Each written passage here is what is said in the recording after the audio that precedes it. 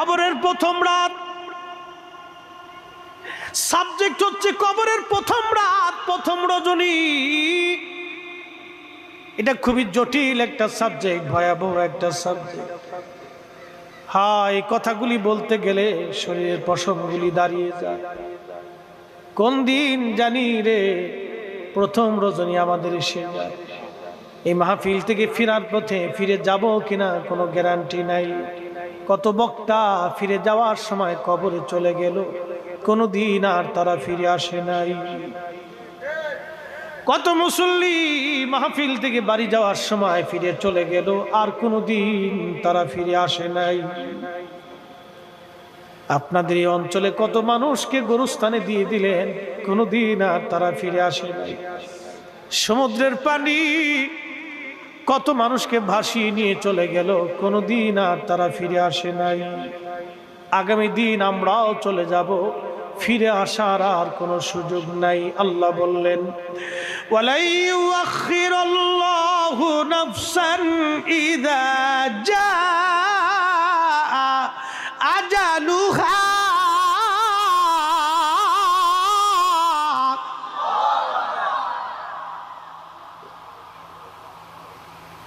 আল্লাহ ডেকে বলেন, বান্দারে হায়াত শেষ হয়ে গেলে দুনিয়াতে এক সেকেন্ড থাকার মতো আর সুযোগ তোমার নাই। একবার হায়াত যদি শেষ হয় দুনিয়াতে থাকার সুযোগ নাই। দুনিয়ার থেকে একবার যদি চলে যাও আসার আর সুযোগ নাই। দুনিয়াতে একবার যদি চলে যাও আসার আর সুযোগ নাই। জিন্দেগি তোর যাইরে ফাঁকি দিয়া রে সোনার আদম, জিন্দেগি তোর যায় ফাঁকি দিয়া। কুল্লু নাফসিন যায়িকাতুল মাউত, এমন কোন জীবন নাই যে জীবনের মরণ না আছে। ওই গভীর সমুদ্রের ভিতরে মাছ আছে, বঙ্গোপসাগরের ভিতরে মাছ, তিমি মাছ আছে, বড় বড় মাছ আছে। 500 বছর বাঁচলেও মাছকে মরতে হবে, ওকেও মরণের স্বাদ নেওয়া লাগবে। অনেক প্রজাতির উদ্ভিদ আছে, সৃষ্টি আছে, পোকামাকড় আছে, কাঁকড়া আছে। ও বাপ, ওদের মরণের স্বাদ নিতে হবে। আপনার বাড়ির গরু, ছাগল, উট, দুম্বা, ভেড়া, কুত্তা, বিলেই যা কিছু আছে, মরণের স্বাদ নিতে হবে। বাড়ির পাশের যে আম গাছ আপনাকে 50 বছর ধরে আম দিল, তাকেও মরণের স্বাদ নিয়ে নিতে হবে। মরণ থেকে পালানোর কোনো রাস্তা নাই, কোনো সুযোগ নাই। কবরের প্রথম রাত কেমন রাত হবে আপনার আর আমার, এটা বোঝানোর জন্য আগে মরণ থেকে বুঝাই। ও বাঁশখালীর মুসলমান, খুবই মনোযোগ দেন মা বোনেরা। ও মা, আপনি যে সুন্দর পোশাক পরে সেজে গুজে গহনা পাতি দিয়ে আপনাকে নিয়ে আসা হলো শ্বশুর বাড়ি। মারে, আপনার ঘরের মধ্যে একটা বৃদ্ধ মা আছে, শাশুড়ি। মনে ব্যথা দিবেন না, এই বৃদ্ধ লোকটা আপনার কাছে তেমন কিছুই চায় না, একটু সহানুভূতি চায়। বিনিময়ে আপনার স্বামীর জন্য সে 40টা বছর পরিশ্রম করেছে। ও বোন, আপনাকে বলছি, এই বৃদ্ধ মাটাকে আপনি ব্যথা দিবেন না। এই বৃদ্ধ মাটা আপনার স্বামীর পিছনে 40 বছর পরিশ্রম করেছে। পেটে ধারণ থেকে শুরু করে ওকে মানুষ পর্যন্ত বানাইতে একটা মায়ের হাড় ভাঙ্গনি খাটুনি খেটে বৃদ্ধ হয়ে গেছে আজ। সে কিছুই চায় না রে বোন, আপনার কাছে মাত্র একটু সহানুভূতি আর ভালোবাসা চায়। মনে ব্যথা দিয়েন না, ওনাকে ব্যথা দিলে মালিক বেজার হয়ে যাবে। মালিক, ও বোন, আজকে আপনি আসছেন এই দুনিয়াতে, এই বাড়িতে। আগামী দিন এই বাড়ি থেকে আপনাকে নিয়ে যাওয়া হবে সাদা পোশাকে, আপনার দামি দামি গহনাগুলি রেখে যাওয়া হবে। বাংলাদেশে একজন ধনী মারা গেল করোনায়। আহা, করোনার সময় মানুষ চেনা গেছে। একজন ধনী করোনার সময় মারা গেল। এই ধনী যখন করোনায় মারা গেল, মারা যাওয়ার সময় সে কয়েক হাজার কোটি টাকার সম্পদ রেখে গেছে। 1 টাকা 2 টাকা না, কয়েক হাজার কোটি টাকা। একজন ধনী মারা গেল 80,000 কোটি টাকা রেখে। 80,000 কোটি টাকা। এখানে সবাই কেউ যদি বান্ডিল ধরে মাথায় বাঁধতে বস্তায় দেওয়া হয়, তারপরে মাথায় করে নিতে পারবেন না। 80,000 কোটি টাকা রেখে কবরে চলে গেল একজন ধনী। এরকম হাজার হাজার ধনীরা কোটি কোটি কোটি কোটি টাকা রেখে কবরে চলে গেল। করোনার সময় কবরে তারে নিয়ে যাওয়া হলো। ছেলেরা ওই যে সংস্থাদেরকে ফোন দিয়ে বলল, আপনারা আমার বাবার সৎ কাজ করে দেন, করোনা হয়েছে, আমরা কাছে যেতে পারবো না। স্ত্রী গেল না, ছেলে গেল না, বেটার বউ গেল না, নাতিরা কাছে গেল না। তার মানে তার জীবনটাই 16 আনার 16 আনা বৃথা হয়ে গেল। তার জীবনের 4 পয়সাও কোনো দাম নাই। কথা কন ঠিক কিনা? দাম আছে? এই আমার দিকে তাকায় কথা বলেন, দাম আছে? 4 পয়সাও নেই।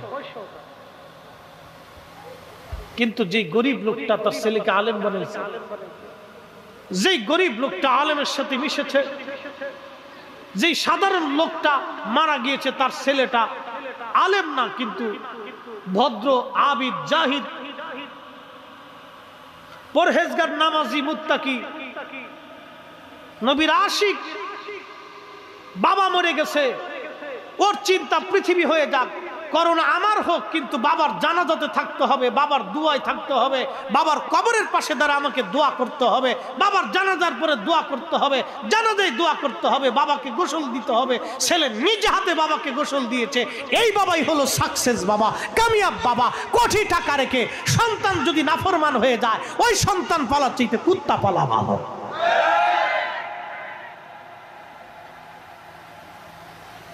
চলে যেতেই হবে দুনিয়া থেকে, থাকার কোনো সুযোগ, চলে যেতেই হবে দুনিয়ার থেকে, থাকার সুযোগ নেই।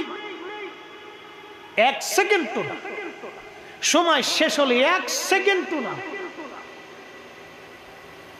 আল্লাহ কোরআনে বললেন, ইউসাব্বিহু লিল্লাহি মা ফিস সামাওয়াতি ওয়া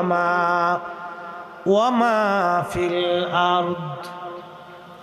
এই কোরআনে আল্লাহ বলেন, হাবিব উম্মতকে জানান, সৃষ্টির মধ্যে যা আছে সব আল্লাহ জিকির করে, আল্লাহ তাসবিহ পড়তে থাকে। ওই যে আপনার বাড়ির পাশে যে গাছ, ও গাছটা এখনো তাজা আছে, ও মরে নাই। কারণ কি জানেননি? ও জিকির করতেছে আল্লাহ আল্লাহ আল্লাহ আল্লাহ আল্লাহ আল্লাহ আল্লাহ আল্লাহ। যেই কুকুরটার শরীরের মধ্যে ঘা হয়ে গেল, ও জিকির বন্ধ করে নাই, ও তখন ও জিকির করে আল্লাহ আল্লাহ আল্লাহ আল্লাহ আল্লাহ। যেই বিড়ালটা বাড়ি পুষেন, ও আপনার বিছনাতে ঘুমিয়েছে বটে, কিন্তু জিকির করে আল্লাহ আল্লাহ আল্লাহ আল্লাহ। এই সমুদ্রের মধ্যে যত মাছ আছে, এই বঙ্গোপসাগরে সমস্ত মাছগুলি জিকির করে আল্লাহ আল্লাহ আল্লাহ আল্লাহ আল্লাহ। ও পানি জিকির করে আল্লাহ আল্লাহ, জমিন জিকির করে আল্লাহ আল্লাহ, ওই সূর্য জিকির করে আল্লাহ আল্লাহ আল্লাহ আল্লাহ আল্লাহ আল্লাহ। যখন এই সৃষ্টিগুলি জিকির বন্ধ করে দিবে, গাছে যখন জিকির বন্ধ করবে, আল্লাহ বলবে, ও গাছ তুমি আর থাকতে পারবে না। সাথে সাথে গাছটা মারা যাবে, ও মৃত্যুর স্বাদ তাকে নেওয়া লাগবে। ওই আপনার বাড়ির বিড়াল জিকির বন্ধ করে দিবে, সে মারা যাবে, মৃত্যুর স্বাদ তাকে নিতে হবে। ওই আপনার বাড়ির কুকুর, ও যখন জিকির বন্ধ করে দিবে, সে মারা যাবে, 1 সেকেন্ডের জন্য আল্লাহ তাকে থাকতে দিবে না। এটার নাম মরণ। একমাত্র মানব জাতিকে আল্লাহ গুনাহ করার পরেও সুযোগ দেয়। দেখেন, কুকুর 1 সেকেন্ডের জন্য জিকির বন্ধ করে না, কারণ কুকুর জানে 1 সেকেন্ডের জন্য জিকির বন্ধ করে দিলে তাহলে আমার মালিক, আমার আল্লাহ দুনিয়াতে আমাকে রাখবে না, আমি দুনিয়ার থেকে বিদায় হয়ে চলে যাব। মানুষ আল্লাহর খায়, আল্লাহ দেয়, আল্লাহ দেয়, আল্লাহ দেয়। আচ্ছা বলেন, বৃষ্টি দেয় কে? জমিনে ফসল দেয় কে? নদীতে মাছ দেয় কে? গাছে ফল দেয় কে? খান কাঠটা, কাঠটা খান না, না আস্তে হয়ে গেছে তো, আওয়াজ তো দুর্বল। কে খাওয়ায়? কে খাওয়ায়? কে খাওয়ায়? কে? তো আল্লাহ খাওয়াইলো, সেজদা আল্লাহকে দিবেন না তো দিবেন কাকে? জিকির আল্লাহটা করবেন না তো কাঠটা করবেন? আরে দুরূদ ওই নবীরটা পড়বেন না তো কারটা পড়বেন? ওই রসুলের কারণে আল্লাহ এই পৃথিবী বানিয়েছে, আকাশ বানিয়েছে, সূর্য বানিয়েছে, জমিন বানিয়েছে, পাহাড় পর্বত নক্ষত্র ধরাধাম ওই নবীর জন্য আল্লাহ সাজিয়েছে। কথা বলেন ঠিক না বেঠি? আপনি নবীর দুরূদ পড়বেন না তো কারটা পড়বেন?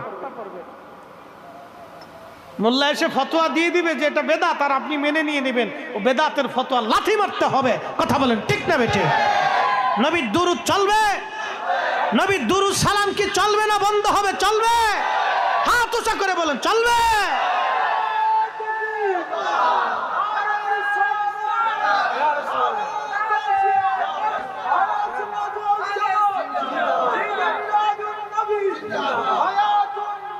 জিন্দাবাদ। আল্লাহ কবুল করুক বলে না আমি। হ্যাঁ প্রিয় মুসলমান, এই যে পৃথিবীর মধ্যে যা কিছু আছে সব আল্লাহ জিকির করে। যখন জিকির বন্ধ হবে তার মৃত্যু হয়ে যাবে। তার মানে যত পশু পাখি যাই বলেন না কেন তার মরণ আছে, মরতেই হবে। আপনাকে আমাকেও আজ অথবা কাল মরা লাগবে। এই মরণের যন্ত্রণাটা কেমন ভয়াবহ আপনাকে এই মরণের যন্ত্রণাটা বুঝাই।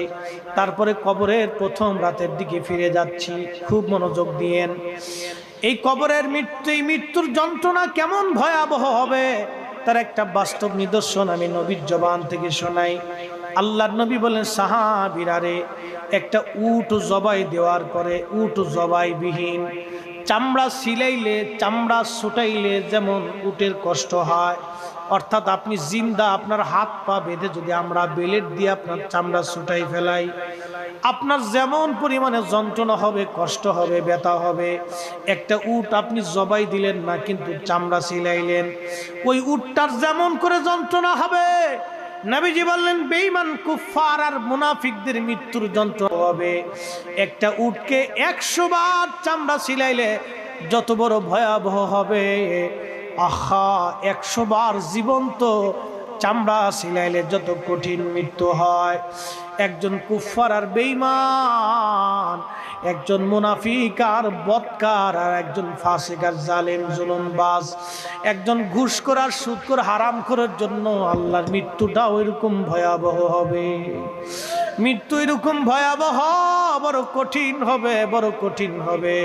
কিন্তু ইমানদারদের মরণ কেমন হবে আল্লাহ কোরআনে বললেন, ইয়া আইয়াতুহান নাফসুল মুতমাইন্না তিরজিই ইলা রাব্বিকি রাদিয়াতাম মারদিয়া ফাদখুলি ফি ইবাদি ওয়াদখুলি জান্নাতি। একবার জোরে বলবেন কি সুবহানাল্লাহ। আল্লাহ বলেন, ইয়া আইয়াতুহান নাফসুল মুতমাইন্না তুরজিই ইলা রাব্বিকি রাদিয়াতাম মারদিয়া। হে নফসে মুতমাইন্না, প্রশান্ত আত্মা, তুমি যে সুদ খাও নাই, ঘুষ খাও নাই, মানুষ ঠকাও নাই, নামাজ ছাড়ো নাই, দুরূদ ভুলো নাই, নবীর সুন্নত বলো নাই, আহলে সুন্নাত ওয়াল জামাতের আকীদা ছেড়ে অন্য আকীদায় যাও নাই।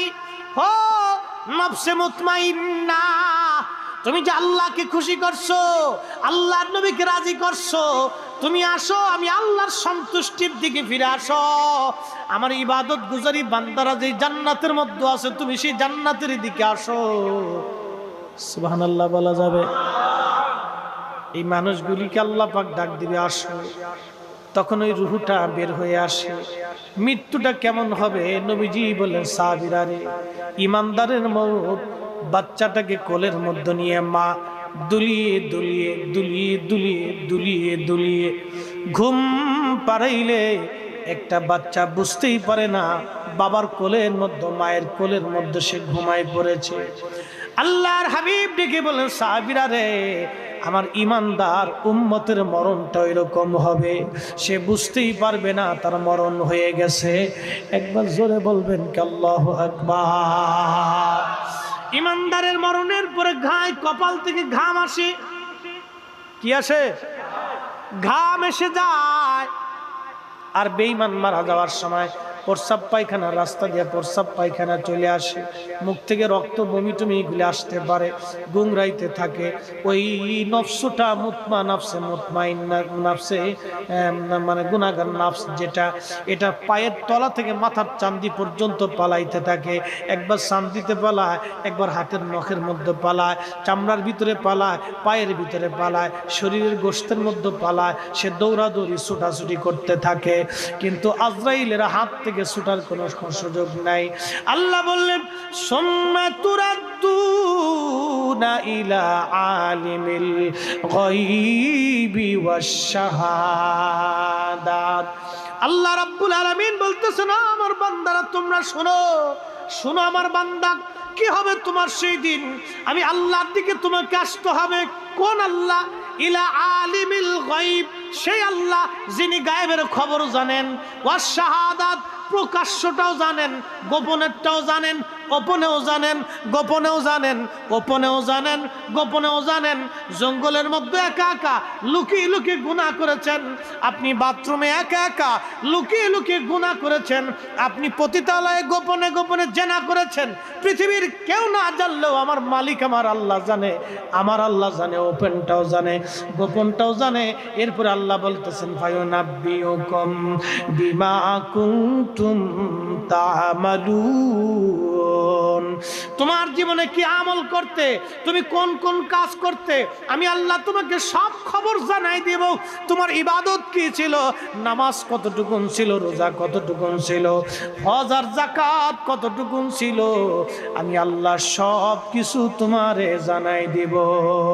যদি বাঁচতে হয়, তাই কবি বলেন তোরা কে যাবি নবীর নৌকাতে আয়, তোরা কে যাবি নবীর সুন্নতে আয়।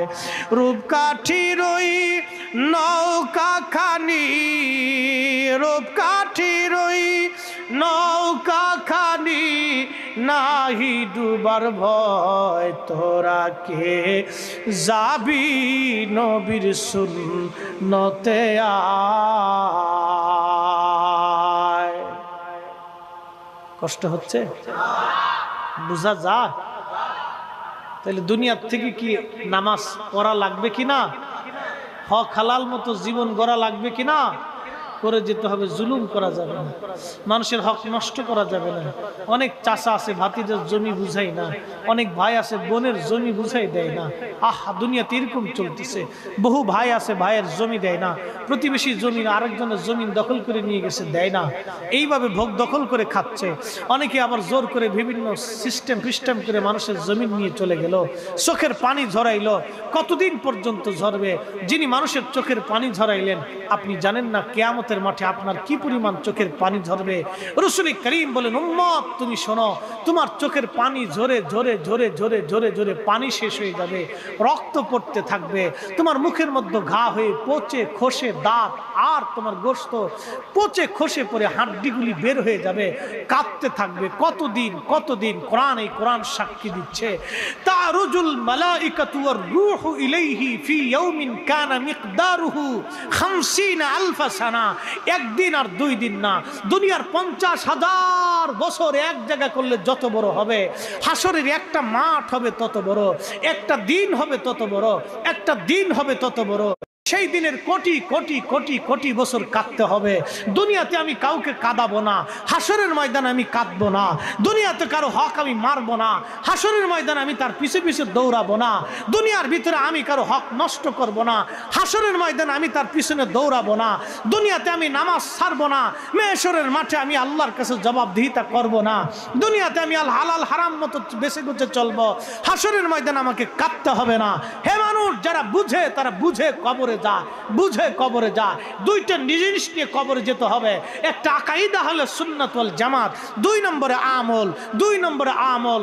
যদি নিয়ে কবরে যেতে পারেন তাহলে লাভ হবে, নতুবা ওই কবর আপনাকে খাতির করবে না, ওই কবর আপনাকে চিনবে না, ওই আজরাইল আপনাকে চিনবে না। আর যদি দুইটা জিনিস আপনার মধ্যে থাকে তো আজরাইল বলবে, আসো তুরজিই ইলা রাব্বিকি রাদিয়াতাম মারদিয়া, ফিরে চলে আসো আল্লাহর দিকে। জান্নাতের ফেরেশতারা আসবে, রহমতের ফেরেশতারা এনে গেলে আসমান জমিন জগৎ ভরে খুশবু ছড়িয়ে যাবে, আর তার সারিবদ্ধভাবে হালান সাহালান দিতে থাকবে। আসমান জগতে ডাক আসবে, এই আত্মাটা কার? এত বড় পরহেজগার আবিদ জাহিদ, আজকে কে লোকটা এত বড় ভালো যে সারা আসমান জগতে তার সুগন্ধ ছড়িয়ে গেছে। একসাথে বলা যাবে সুবহানাল্লাহ। এই বান্দা আমাদেরকে হতে হবে, এই বান্দা আমাকে আপনাকে হতে হবে। ফায়ুনাব্বিউকুম বিমা কুনতুম তা'মালুন, তুমি কি করছো না করছো আল্লাহ সবকিছু সেই দিন আপনাকে হিসাব বুঝিয়ে দিবে। সেই দিন আল্লাহ পাক আপনাকে আমাকে দেখিয়ে দিবে। কবরের প্রথম রাতটা কত ভয়াবহ হবে, কত কঠিন হবে, আমি আপনাদেরকে একটু শোনাচ্ছি। বাঁশখালীর মুসলমান, লম্বা কথা বলে বেশি রাত্র করে আপনাদের ধৈর্যের চ্যুতি করব না। আমার একটা সময়, নির্দিষ্ট সময় ছেড়ে দিব, কারণ রাত বেশি হয়ে গেছে। রাত 1টা বেজে যাচ্ছে, আপনাদের ক্লান্তি আসবে। গভীর রাত্রিবেলা ওয়াজ করা আসলে ঠিক না। এখন রাত 1টা বাজে, এখন তো মাহফিল শেষ হয়ে যাওয়ার কথা, কেবল আমার ওয়াজ শুরুই হলো। আমার সাবজেক্ট হলো 3টা, আমি কেবল আসলাম একটাই তো শেষ করা সম্ভব হবে না। তারপরেও যতদূর সম্ভব আমি আগাচ্ছি, খুব মনোযোগ দিয়েন। কবরের প্রথম রাত কেমন হবে? আহা কবর, কবর, কবর, কবর। ও যুবক, কবর কিন্তু যুবক চেনে না। ও বৃদ্ধ, কবর কিন্তু বুড়া চেনে না। ও শক্তিশালী, কবর কিন্তু আপনাকে চিনে না। হাসান বসরি রাহমাতুল্লাহর জীবনের একটা বাস্তব ঘটনা আপনাদেরকে শোনায়। আল্লাহর ওলি হাসান বসরি অনেক বড় ব্যবসায়িক ছিলেন। তিনি সোনা দানা হীরা জহরতের ব্যবসা করতেন। তো ওনার বন্ধুর সঙ্গে ব্যবসা করার জন্য হযরত হাসান বসরি রাহমাতুল্লাহি রোম দেশে গেছেন। ব্যবসা করার জন্য রোম দেশে গেলেন। রোম বর্তমান ইউরোপিয়ান কান্ট্রিদেরকে বলা হয় রোম রাজ্য। এই আরব থেকে রোম দেশে গেছে হাসান বসরি বন্ধুর সাথে ব্যবসা করার জন্য। রোমান সম্রাট প্রত্যেক বছরে একটা সুন্দর তাবু টানাইতেন। ওই তাবুর ভিতরে একটা কবর। এই তাবু টানাইয়ায় কবরের মাঝখানে যে কবরটা আছে, এই কবরের চারপাশে একটা অনুষ্ঠান হতো প্রত্যেক বছরে একবার। হাসান বসরি রাহমাতুল্লাহ বললেন, আমি গেলাম।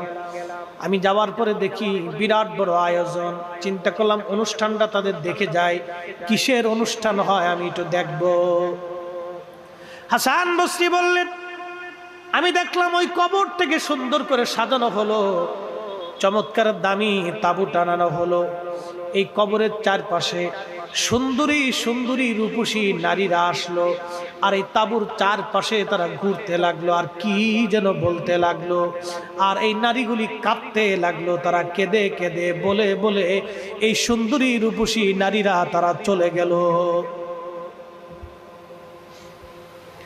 এরপরে আর একদল বৃদ্ধ লোক আসলো। ওই দেশের জ্ঞানী গুণী বৃদ্ধ লোকরা আসলো।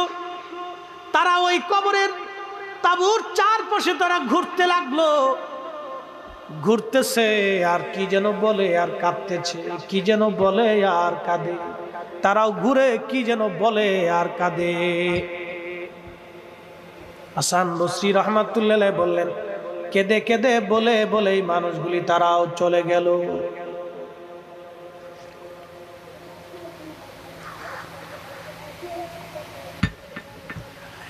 এই বৃদ্ধ জ্ঞানীরাও চলে গেল। এরপরে বিরাট বড় সেনা দল আসলো, অস্ত্র শস্ত্রে সজ্জিত হয়ে এই সেনা বাহিনীর লোকেরা চারপাশে ঘুরতে লাগলো। ওরাও কি যেন বললো আর কাঁদতে লাগলো। এরপরে ওরাও তাঁবুর চারপাশে ঘুরে ঘুরে চলে গেল। এরপরে রাজা আর রানী দুইজনে আসলো, তারাও তাঁবুর চারপাশ দিয়ে ঘুরতে লাগলো আর কাঁদতে লাগলো আর কি জন্য বলে বলে তারাও চলে গেল। হাসান বসরি বন্ধুকে ডেকে বলেন, বন্ধু তুমি তো তাদের ভাষা জানো, আজকে এই ঘটনার ব্যাখ্যাটা দয়া করে আমাকে বলবানি রে বন্ধু। বন্ধু বলল, হ্যাঁ হাসান তোমাকে বলতেছি শোনো। হযরতে হাসানকে বন্ধু ডাক দিয়ে বলতেছেন, বন্ধু রে শোনো, যেই কবরটা দেখতেছে এই কবরটা হলো এই দেশের রাজার সন্তান, বড় সন্তানের কবর। এই ছেলেটা মারা গেছে, ছেলের কবরের উপরে প্রত্যেক বছর এই রাজা তাবু টানায় একটা অনুষ্ঠান করে, কবরটাকে সুন্দর করে সাজায়, সাজাইয়া এই তাবুটাকে টানাইয়া খুব সুন্দর করে তারা একটা অনুষ্ঠান করে।